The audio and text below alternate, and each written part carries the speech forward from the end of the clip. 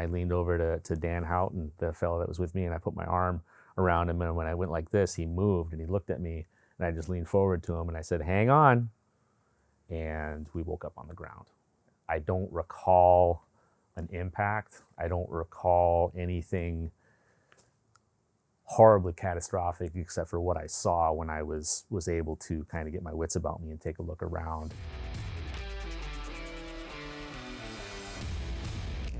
Well, welcome. I'm Michael Jensen, retired as a colonel out of Air Force Special Operations, 20 years there. And during that time, got to meet some pretty exceptional and amazing people who I've come to admire and become really good friends with. And Chris Trisko is one of my best friends in the world. And I want to kind of introduce him a little bit here in this video and tell you about him as an operator. He's an exceptional operator as a pararescueman, not just a world-class medic, but then was at the top of his game across a very, very wide skill set of employment methods and combat skills. I want to talk to him a little bit about resiliency, because he's faced just some incredible challenges and overcome them in a way that I admire deeply. And then I want to talk to him about mindset and preparation. Because Chris is one of those guys who is always prepared for everywhere you go. If you see his truck, it's all set up. He's got his go bags. His kit is always perfect. He's always on time. He has this amazing ability to think ahead and prepare ahead. And so the things I wanted to introduce to you, and I'm sure that I know you're going to go into these in a lot more detail. We've already planned out some of the preparation, some of the medical skills that we'll talk about in the first place. But in this kind of overview to introduce you, can you tell me a little bit about what it means to be a pararescueman and how you got here? That's pretty broad left and right, but I'll give it a shot. So I grew up in northern Wisconsin, and my father was a Air Force. He's an Air Force veteran. He was a maintenance fella on C-130s and OB-10s during the Vietnam conflict, 68 to 72, give or take. And I do briefly remember going into the recruiter's office after I told him, hey, the Air Force that's the route I'm going to take. My initial career plan right out of high school was become a law enforcement officer in my hometown. And quickest route to that from previous folks that had gone that route was get some experience in the Air Force as a cop, go back to your hometown and look for a position. So I show up to the recruiter's office with Dad, and it was just one of those normal protocol things for the recruiter to go down a list of jobs. Well, hey, what do you think about maintenance here? What do you think about supply, da-da-da-da-da. And I briefly remember him saying, pararescue, combat control. You're not interested in that, are you? Huh? And I remember my dad like doing the whole thing, because he had been in Thailand with the rescue folks during his time. So went to basic training, and it became more of they picked a job out of the hat for me. I ended up in the Air Force services. I was a cook for the first 4 years of my career active. Went to the reserves and was trying to find the right path to go back in active or in the reserves as a PJ. Right. And it just a lot of stuff happened when I was active duty. Didn't really work out in the reserves, and then one day it was just like overnight. It just happened. I had orders in my hand to go to the Pararescue Indoctrination course in 1999. So for me, to be a PJ, to be an operator in the special operations community with our circle, a lot of pride, a lot of ownership. You walk through the schoolhouse at Kirtland or at Pope, there where the CCTers go through, and there's just a lot of history and tradition and the things on the walls, the memories, the honor, like we talked earlier about the resiliency, what our folks will go through. Even the book of comics from all the students that have come before you. Well, you go back and see on the wall the pictures of the guys that have come before you and the jokes that they had, and then you start to have the same experiences and you feel like you're tied into this whole lineage. Right. Yeah. I talked with I did some PD with some of the younger folks a few weeks back, and just the opening thing was you're 1 degree of separation away from every operator that has ever lived. Mm-hmm. It is such a small, prideful community. If you don't know this individual, somebody that knew him or worked with him or was there with him through some pretty ugly times. So tell me about Indoc. What do you do there? You just kind of run around and do some push-ups? Yeah, pararescue. So pararescue indoctrination, that was the selection process at the time. Yeah. It was a very strenuous mentally and physically specific program that was to prepare you for the rest of the pipeline schools that had to do with scuba, airborne, military free fall, survival training, paramedic training for pararescue, and then we went to the pararescue apprentice course. We took all these new skill sets to you and tied them together and became a PJ. But the indoctrination course at the time, just to give you an idea of what that entailed, there was an 8-lane swimming pool. And one of the initial tests that we did was a 25-meter underwater. You had to swim 25 meters under the water, no technique, some guys were in no way prepared, and it was really evident in those first couple of days. But the first 8 candidates would go, and they would say, 1's ready, and they would go. 2's ready. A little chill when you said right? that. Yeah, we all do, right? Yeah, I can't tie a knot without holding my breath, So I hear 1's ready, and they go. 2's ready, and they go. So this is increments of 8 candidates. I remember hearing 14's ready. Oh my goodness. So we're talking, 120 something candidates in the pool at the same, and they didn't let us.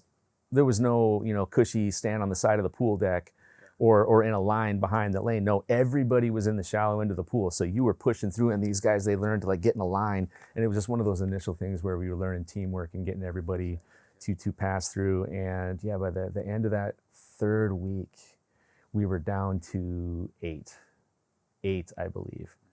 That was my first indoctrination course, and I was rolled in the very last evaluation, and I had to restart from the onset. What's that like? Knowing, the first time you kind of, there's some mystery there. You don't know what it's going to be like, but then getting rolled and knowing what's coming and starting over, what does that feel like?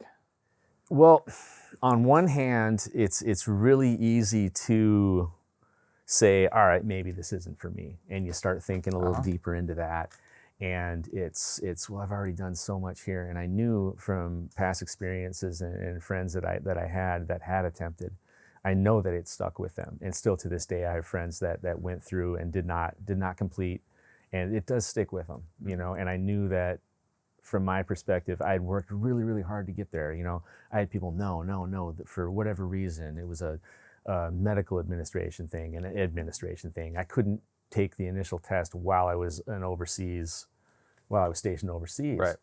So for me, you thought about it, and the other fellas that did get rolled back with me, eventually they all did make it, whether it was 1 or 2 classes down the road, but it really kind of makes you question your commitment to what you'd been trying to do. And that's all I did was, I have print copies of these old airman magazines, this publication that used to come out monthly, then quarterly, until the hard print publication just wasn't a thing anymore.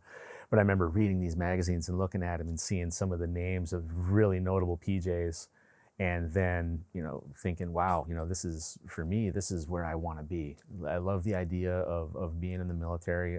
My family, there's a lot of, it goes back really far with their enlisting and taking part in a lot of the conflicts that our nation has been a part of. So really, at the end of the day, for me, there wasn't really I knew what I was going to do. I just kind of had to go through the other courses of action in my head. Well, what if I do just say, hey, this isn't for me. I'm going to go home. What am I going to do? I'm going to be right back where I was, maybe not satisfied with where I was or what I was doing, but I knew that was definitely the peak that I wanted to conquer. So it's kind of a burn the boats mentality. It's this or you don't leave yourself an option. Yeah, pretty much. So see, that's good, and that's what sustained you day to day. But you had dark times, right? For me, it was Sunday nights, coming through, knowing you're going to get back in the pool first thing on Monday morning. Oh, of course. How do you deal with that? What did you come back to at that point, where you have all these alternate realities running through your mind? You're like, well, maybe my ankle hurts, and maybe I was a medical rollback, or maybe this isn't for me. Surely I can go do something. How do you deal with those moments? What'd you come back to? One at a time, you deal with them, and you remember that I worked with a lot of good people in my previous career, but there was just no way I was going back to that. There was no way that I was just going to go back to my hometown. And ultimately it was not, I didn't want to settle for something. I didn't want something that was perceivably so close and within my reach to be taken away from me, and knowing that I had the power to continue on that road and achieve my goals. Yeah. So you made it. Yeah, second time through, I made it, right? Yeah. So it was, that class. You got your beret, you developed a really good reputation in the community, you got invited up back here to North Carolina, and that's where we met for the first time. We're stationed together. Tell me about that process. So the process, at that time, the unit that we were assigned to, the 24th STS, they had a pretty constant request for assistance to bring other PJs and controllers from the other units to fulfill the very significant CSAR requirement that we had. And CSAR is Combat Search and Rescue. Combat Search and Rescue, yeah. So I've been retired over a year and a half, and I'm still getting used to not using the acronyms and the things, so that that's, to me, that's a pretty common thing, but it might not be for everybody. So I was asked. Well, it wasn't really asked, because there was nobody that was willing to say no to a deployment. But I was assigned over to the STS in Mildenhall, the Special Tactics Squadron in England.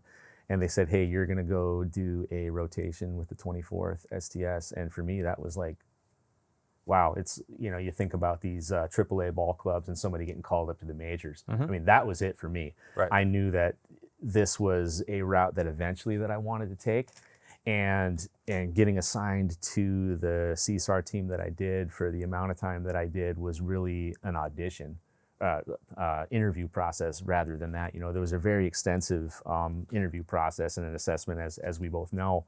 But after doing a really eventful deployment with them over the course of a winter at Bagram Airfield, it was pretty clear that this was where I wanted to be and what I wanted to do. So I came home. They did the formality of the assessment, and they invited me to come up for the next operator training course at Pope. What was it about that deployment that really drove you in? So, coming from being a cook in the Air Force, a services apprentice for anybody that may have held that job back in recently or maybe today, but for that, to go from that to pararescue was like night and day. And to get a peek behind the curtain of the things that were happening in this command, the command that's here, it was like a part of the day that I didn't even know existed. And it was very, very appealing from a standpoint of somebody who I really wanted to get deeper into the fight at that time. It was easy for me, being a never married guy, late 20s. I was just looking to do as much as I could, because I knew that my the time that I had to commit and the time that I had to take part in something as significant as a war was probably not going to last forever. Right. And the ability to just, yes, I really want to be here. I really want to be a part of this and get out there as much as I can. That's what you don't talk to a lot of folks that are like, yeah, I said no to that one. I wasn't going to go again. Right. You just kept going and pushing, whether it was for you the right thing. It was always the right thing to fulfill a commitment that you were asked to fill. So being a part of that particular the unit that we were at was be asked to come up there was humbling, and at the same time, at that moment, I didn't realize how many lessons I still had to learn. Case in point, we did do the OTC. We started together, and I was rolled to the next OTC, and I was expected to train and work on some skills and start up with the next OTC, operator training course. And then they saw fit to deploy me anyway, right, with the CSAR team. And at that point was where I was involved in a really significant aircraft mishap with some folks that we both know, and that began a whole new level of lessons that I had to learn and that I had to fight through to continue to be in the circle that I wanted to be in. Yeah. And if it's okay with you, I want to talk a little bit more about some of that. Sure. So SUMO 4-3. SUMO 4-3. You're on a CSAR mission. You're on the CSAR bird with your team, and then flew out to sit alert and flying back from alert. Helicopter had a catastrophic loss of power in a snowstorm. Fell out of the sky and crashed. It was a MH-47. Normally about 35 feet tall. Impacted the terrain so hard that it was just about 4 or 5 feet tall across the thing. It's pretty flat. Yeah. So you're right in the back of this. Scott Duffman's on ICS. Walk me through what happened in the incident. Yeah. So we like you were saying, we forward staged to wait for a mission opportunity, and because of weather, because of whatever factors that were all contributing, it was kind of one of those things where like, hey man, let's fold up the tents, go back and wait for this to be more opportunistic. And so we packed everything up, jumped in the Chinook, and took off just after dark, which was common for the units that we worked with. And we flew directly into a pretty significant storm front, and we just kind of got in the back. There was no flight following or anything like that. It was just like, hey man, we're just on a bus going home. So I sat down next to my team leader, Scott Duffman, and the other PJ, Danny, and our controller that was sitting across from us, Timmy. And we just went to sleep, man. And there was, I'd say 30, 45 minutes into the flight, there was a commotion in the aircraft. Everybody just kind of sat up and looking around. And when you're in that environment and you're used to being in that environment, you just see the green from the night vision, and that's all you see. And you're just looking around. Is everybody okay? What's going on? One of the rear crew chiefs ran up to the front of the aircraft, and you didn't normally see that. Ever, right? No, it was so you're like, ooh, okay. So hair starts standing up, and I switched my inbitter, my inner team radio from inner team, so I could talk to the boys, to inner plane, so I could hear what the helicopter was saying. And I heard one of the pilots say, yeah, we lost number 1. No, we lost number 2. And then he said, okay, yeah, I got nothing. Okay, yeah, let's see what we can do about it. And I'm like, well, I don't want to hear that shit. So I switched it back to inner team, so that for whatever was coming, I was able to talk to the not only the CSAR team, but the Rangers that we were with. And I looked forward, and that fella came running back, and Scott kind of got up on one knee and just kind of stopped and was like, what's going on? And he said, sit down and hang on. And Scott sit down, he leaned over to me. I just saw the green of his night vision. He said, hang on. And I distinctly remember the smile, and he sat down and kind of got comfortable, and I leaned over to Dan Houghton, the fellow that was with me, and I put my arm around him, and when I went like this, he moved and he looked at me, and I just leaned forward to him and I said, hang on. And we woke up on the ground. I don't recall an impact. I don't recall anything horribly catastrophic except for what I saw when I was able to kind of get my wits about me and take a look around. Nobody was really, there was no verbal, I'm in pain, anything like that. There was a mess though. I mean, you talk about a helicopter that normally you can stand straight up in, and then I literally have the roof of the helicopter right here on me with my right arm trapped.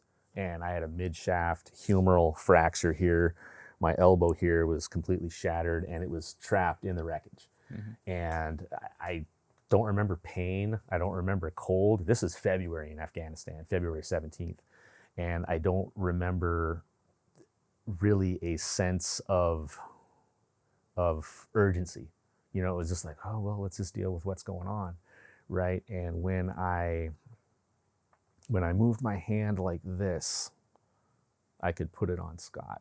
However, we were laying in the wreckage itself, and when I turned my head like this, I could see him. It's hard to replicate because my arm's normal now, and it doesn't bend all the way back and touch the middle of my spine. But it was really clear that Scott had been killed on impact, and Danny was also he was in pretty rough shape. And I started I went right to my thing. I started doing an assessment. He's breathing, I can hear him, and I started moving my hand up and down his leg. And when I got to his femur, it felt big, like swollen compartment syndrome from a fracture. And when I put my hand on that femur, my only good hand, because this one was still trapped, I get the squeeze, and he's like, "Don't do that." So I was like, okay, he's talking to me, he's okay. A lot of chaos, a lot of different things going through your mind. Where are we? I can't move. There's a handful of people that were doing what they're supposed to be doing. Everybody just kind of did that default to action that is really wired into our heads in that sense. That's not normal, by the way. Normal for us. Right. Yeah. So that's yeah. So for us, it's like, hey, because you haven't talked about doing an assessment on yourself, right? You immediately go and start checking out your teammates first. Right. No, that's a very good point, but yeah, I just went to that action. Right. I mean, what can I do? What can I do to fix whatever? That's a pretty big problem, right? So I had formulated like a timeline of how this sequence of events happened over the course of pre-incident, post-incident, medevac, all this business, and it was really askew. But where we had been forward staged previous to this mishap, the PJ team was an Air Force Reserve team. It was like kind of a crew comprised of a few of the teams. We had met with them the night before because, again, we're a small career field. We know everybody. So we just went up and say, what's up to the guys that we knew? And the next thing I know, I have one of these guys just kind of like peeking through the hole in the side of the helicopter. And as soon as I saw the PJs, I said, well, we're going to be okay. And they started to do their thing, pulling everybody out, doing that rapid trauma assessment that PJs are really good at, doing the mass casualty triage, getting us where we needed to be, and prioritizing us for the medevac. Now, the SUMO 4-3 was one of a three flight. It was 4-1, 4-2, and 4-3. 4-1 had landed back at Bagram, and they had kind of pieced together the events and not really sure what happened. And when it was very clear that there was a mishap and there was casualties, the medic from that particular bird threw a bunch of fellas together, and they flew back out. They aided in the recovery mission that the Air Force, the ACC, the rescue PJs had came in to take care of, right? So the task force we were working with, you were the rescue platform. Yes. And so when it came down to down helicopter, our first response would be normally to reach out to your team and your crew and send them after you. But all of a sudden we're in this situation, and so you guys go down. It's chaos erupts as we try and sort through. First reports come in. It's very spotty. We didn't have direct communication. From the task force all the way to the helicopter. The other helicopters and the crew weren't really sure in the flight weren't really sure what happened because you're all in the middle of a snowstorm flying through with zero visibility, and the situation unfolds, kind of terrifyingly in slow motion as we're trying to figure out what happened to this other helicopter. And then, so we're reaching across to other organizations. We reached out to the Air Force. We got them to send their PJs out. They end up showing up on site first and actually using your equipment from your team to start to extract people out of the helicopter. And so this takes about an hour. It takes about an hour, and you're on the ground by yourself in Afghanistan. What was that like? What was that hour like? It wasn't. At that point, it wasn't unfamiliar for me to be outside the wire, so to speak, like off a base in a remote area. But this was definitely unique given the status that we were all laying there in. There were a few of the Army Rangers that were able to move. They were walking around and helping with things, and that was, to me, today that's still amazing that they just, again, they did that default to action thing and just started doing things, walking around, kicking little fires out, moving people, helping, getting stuff ready for the rescue and recovery efforts to come in. All after everything was done, I think we were on the ground for about 6 or 7 hours. Now, again, I say I don't remember being cold. I don't really remember any pain. It's just amazing how your body will compensate for something like that and allow you to do things that are sometimes necessary. Looking back on it, to me, I tell the story and people are like, that's one of the most amazing things I've ever heard. But it just needed to be done. You know, I didn't do much that day aside from survive. You know, I was able to kind of tell when the other PJs showed up, kind of give them an initial assessment of what I thought was happening with a few of the patients, and they're like, "T.O., we got it, man. Just here," and fentanyl pop in my mouth, and kind of snowed me to make me feel a little better, even though it wasn't really obvious to me how injured I was. Right. You know, so they... And I appreciate your humble assessment of the situation, but so if I can recap, you're in a crash. The first thing you do when you wake up is tend to all your teammates around you with no care for yourself. You spend the whole hour there leading the Rangers, telling them what to do, getting everybody moving in the same direction, treating everybody around you and everybody that you can reach with the stuff you have within reach. Then when the PJs come in, when the rescue team arrives, you have a handoff ready for them, and you tell them the medical condition of everyone in your span of control. Well, it wasn't the best handoff I'd ever given, but well, you were in duress, right? Yes, I tried to maintain to a standard at that time. If you're enjoying this video, I want to take a second to talk about EliteU.com, where you'll be able to find early access to all of our YouTube content, as well as exclusive interviews and access to mentors. And now back to the video. And this is all extraordinary, but it's not even the most extraordinary part of the story to me.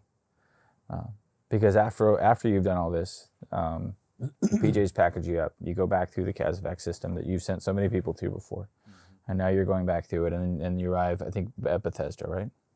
We went to initially through Germany. Yeah, and we then, went to a FOB where they stabilized us, and they flew us to launch school. From there, we went to Walter Reed. Was it Walter Reed? Okay. Yes, and we were there. Then you got a whole other fight starting. Right. Yeah, there was a lot of orthopedic type things. I had a lacerated spleen.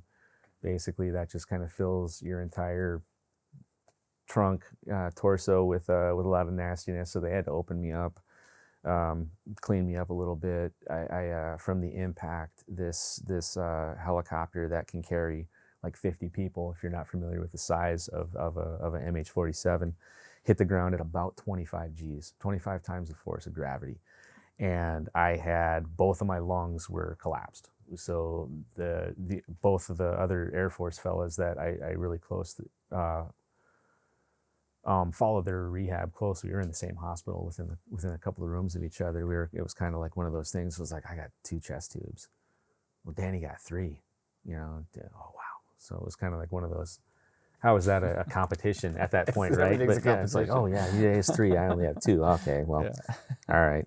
But yeah, to be on I like to say that I did everything that I wanted to do while I was an active duty PJ. To be on the giving and receiving end of the skills that we bring to the table is a pretty unique situation. I think it's pretty cool. Do you have some critiques for the PJs afterwards? No, not really. And it was, and I talked earlier about the sequence of events that I followed, and it wasn't until 2 years and some change later that I ran into one of the initial guys that kind of led the triage. A good friend of mine, Tim Lum, he looked at the paper and he was just kind of like, everything here happened, but can I kind of put it in order for you? Mm-hmm. And it was just amazing, whether it was due to the lapse in consciousness or just the fog of everything that was going around.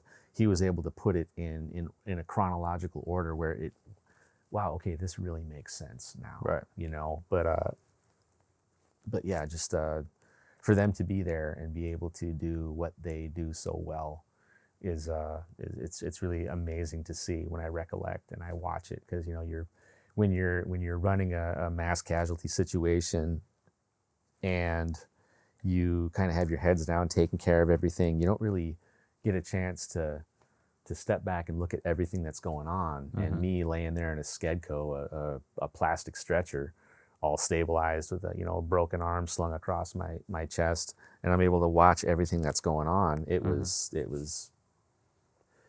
strangely motivating. Yeah. And in my head, I'm thinking, okay, well, what's going to happen tomorrow? You know, what's going to happen in a week? How am I going to prepare myself to come back from this? I honestly thought that. You know, I was in the hospital ready to just, do I need to go home? They're like, oh yeah, you're going home. And I said, okay, well, and it was more that I was maybe slightly perturbed that somebody was going to have to pick up my slack, you know, in such a way, and that, you know, that's, I can't put it in any other words. I didn't want somebody else to have to do what I was tasked with. Yeah. You know.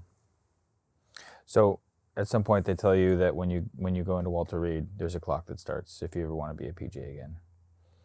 Right. So there's a countdown to get back on status, or you had to separate. So how did that conversation go? So that was really the kind of like the starting gun, I guess is the best way to put it. Because after all my orthopedic surgery was done, they hammered me back together, put a bunch of titanium in my right arm, and I was waiting for the little Plurivac vacuum thing to reinflate my lungs so that I was healthy enough to breathe without these plastic tubes sticking out of my ribs. That was, so the incident, the actual mishap was February 17th. I was well enough to be driven home from Walter Reed back to here in North Carolina on March 9th. That was a Friday. Saturday, Sunday went by, and on that Monday the 12th, I went back into the unit and was standing there at muster. And they just, you know, they were kind of like, hey, Trisko's back, you know, those little claps. And I was like, okay, well, yeah, just kind of made it, you know. And just seeing the faces of everybody there, that was again motivating, inspiring, you know, right. to see the team, to see everybody that was like, hey, welcome back. Let's get you back. Let's get you back in the fight, you know. And I remember a roaring standing ovation, not a couple little claps, but we were very excited to see you. It was really, really good to be back and know that I was still a part of that circle, right? So I did some physical rehabilitation there in North Carolina. At a later date, they moved me to Virginia Beach for a little more better care. I'll just say that. At the time, we talked earlier about the resources that we had available, and it was still kind of in its infancy. It was there, but it wasn't really widespread across everybody that had access to it. So, but you had your leadership looking out for you, looking for the best possible place to get your rehab. Yeah, and they found it, and they sent me to a naval facility where I did 6 months of rehab there. Came back and was able to do a lot of rehabilitation on my own. Yeah. I was fortunate to live real close to another rehab facility that I went to twice a day. And through the, you know, just little positive things, you know, through the temporary use, I had a radial nerve palsy, so I wasn't able to do any flexion or extension of my hand. There's still a minor deficit, ranges of motion in this kind of business, but it wasn't anything that was going to stop me from doing what I wanted to do. I kept doing that, kept doing the rehab stuff. I learned how to shoot left-handed. I mean, it was so in that period of time where I lost the use of my right arm, I became moderately ambidextrous. I guess that was a positive upside of that. Yeah. But it was exactly 1 year that I was able to do my first military freefall jump back on status. It was March 12th. I checked back into the unit. Hey, I'm back. And it was 1 year. And they took me out of the back of an aircraft on status, and that was it. I was back up. I was in the fight. They did a. That's by regulation. We have a year to get you back on rehabilitated, or we have to medical retire you, right? So you have to, after an injury or accident or something like that, by regulation, we have to get you back on status on a year, or start the process to medically retire you, which you had every right to, right? You had every right to be medically retired. But you chose not to. You chose to fight your way back on status. You chose to fight your way through all of the waivers, through all the rehab and everything, when you could have, by all means, just taken your paycheck and medically retired. Why? The teammates, you know, the team I had to my left and my right. That was it. Yeah. I wanted to get back out there with them, and I did. Yeah. You know, that was the best feeling in the world. Mm-hmm. Yeah. So then, not shortly after that, you're back on status, which means you're deployable again. And in that unit, everybody deploys. So within weeks of that, you're back in Afghanistan. You're stepping on a 47 again, this time leading your team onto the aircraft. What Well, does that feel like? Yeah, so the actual progression of events was a little more drawn out than that. I did deploy. It wasn't in a leadership position, but I was filling an operational commitment. Now back on the 47 was easy. Yeah. That was it was part of that. There's no way. A friend of mine said it. He goes, "Hey man, the horse is going to bite you once in a while, but you got to get back on it." Yeah. Right. And that was a pretty significant bite. I mean, we lost 8 out of 22 that day. It was rough, and this was 2007, here we are, almost 15 years later, and there's still guys that are feeling the effects of that mishap. I stay close with as many of them as I can. Some of them just aren't reachable, but to keep in contact with that team that day that went through what we went through together, it keeps me going. And even the aircraft that were flying overhead, they reached out to you and contacted you. Yeah. Right? The Strike Eagles that were overhead. And, oh yeah. Yeah. Yeah. It was just amazing. And we know this being where we grew up, so to speak. But whenever there is a traditional, this is no joke, this is a personnel recovery event, every asset that is available in that theater swarms to that area to make sure that it is taken care of. Yeah, we had the conventional rescue. We had the task force guys that came back out to help us. We had F-15s from I forget where they took off out of. Regardless, they were overhead and they were talking to us, and we were able to just, one of the Ranger team leader was able to just kind of click through his frequencies. He didn't know what freak these guys were on, but he found the common air to ground freak, and he was able to talk to this F-15. And they were able to vector the rescue folks into us. Right. Yeah. So that was just an example of how resilient and how just that muscle memory and that training was able to help preserve us that day. Yeah. It was really, really remarkable. So right back on the horse, deploy multiple deployments again, and then you have the opportunity, a golden opportunity to move to Clovis, New Mexico, Cannon Air Force Base. Tell me that thought process. Well, I done through all the post mishap list of events that happened after the SUMO 4-3 mishap. It was perceived that I had lost a step or two at the 24th, and rightfully so. I mean, at first there was a little bit of resentment, kind of like, hey man, if I have a problem, they should fix me and let me stay here so I can do what I have to do. But that as anybody well knows, that the mission is way bigger than any one person's preference, or this is what I want to do. They sat me down and we had long talks with the leadership, and they were very supportive, very accommodating to work with me and give me whatever I needed, whether it was the cognitive and all the things just to make sure that I was there to ready to go back into the fight. So they moved me to the test unit out in Las Vegas, out at the 88th test squadron, right across the street from the operational unit that I started at, the 58th Rescue Squadron. And I was able to catch a couple of more goals there, just a lot of advanced qualifications and operational experience there. I was able to deploy with the 58th as well as a member of the 88th at the, and I was sitting there one day and I got an assignment notice. I'd been there pushing 5 years, so it was time. And I was like, I just got orders, and it was like all the feet come running, from the cubicles to see, and it says, 720th Special Tactics Group, and I'm like, I'm going to Herbie. And then I scroll down 2 lines and it says Det 1, Cannon Air Force Base. And they're all like, oh!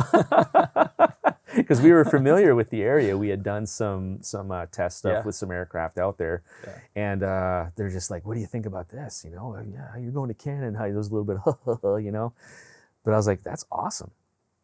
And a couple of folks were like, how is that awesome? Kind of more of the pessimistic fellas in the room. And I said, I'm the first PJ at a brand new STS. How is that not awesome? Yeah. And then I saw how they had really stacked the deck for us in the sense of the first folks to stand up that particular unit. Oh yeah. And for me, that was it. You know, I was at that point, I was pushing 20, and I was on the fence to where, you know, hey, I'm comfortable where I am. You know, I've achieved a lot of goals. Maybe I'll stay here and I'll just retire. You know, I didn't ask for an assignment, but when they threw it at me, I was like, this is it. This is where I want to be. Right. And yeah, and it turned out to be personally and professionally the best 4 years of my life, you know. And then I got to watch you come in. That was the second time we were stationed together. Yeah. I got to watch you come in, build a culture from the ground up. You spent a lot of time mentoring the young guys, bringing them up, making sure that when they came in, they weren't bringing their garbage in, but they came in and joined the team. You had a culture of excellence. You guys trained super hard, made some of the best PJs on the planet. And that's where I really got to watch you do all this preparation and mentoring that your videos are going to be about. Like you're gonna make some more videos here on the channel that show us, you know, exactly how you would train a PJ to go out, or how you would teach a class to the spouses of what to put in their emergency kit in their car. Mm-hmm. And you got to put together all of this lifetime of preparation and all the things that you thought through and the logic behind it, and you laid it out for everybody. So we're gonna keep doing those in some more detailed videos to follow that. But it was really amazing to watch you go through that, and then I got to watch you meet your bride and fall in love and become a dad. Yeah. And so I want to talk to you also a little bit about what it's like to be an operator and a dad, and how do you balance those. We'll get into all that later. I really appreciate you opening it up to us today. Oh, absolutely. I admire you tremendously. Consider you one of my best friends in the world. Likewise. It's good to see you again. Yeah, you too. All right. Come on. All right, buddy. Thank you for watching, and if you enjoyed that content, we have more videos over here for you to check out. For those of you looking to enhance your knowledge, make sure that you go over to eliteu.com, where you will have early release of YouTube videos and access to exclusive content. Thank you for watching, and we will see you in the next video.